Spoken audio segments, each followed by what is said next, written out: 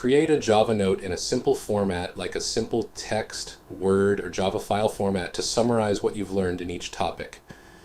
This Java note will help you quickly reference important syntax and concepts during recordings, interviews, or coding sessions, significantly boosting your coding speed and accuracy.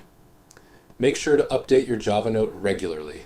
Add new concepts and code snippets for each topic. Keep your explanations clear and include practical examples that are easy to understand.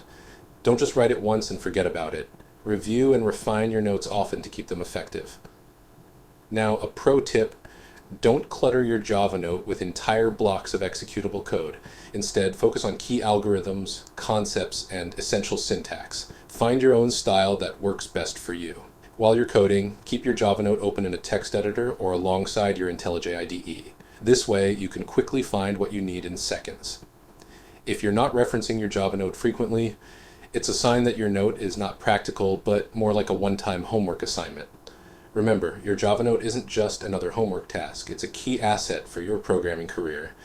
Keep working on it, and over time, you'll develop a well-rounded Java reference book that's uniquely yours. Happy coding!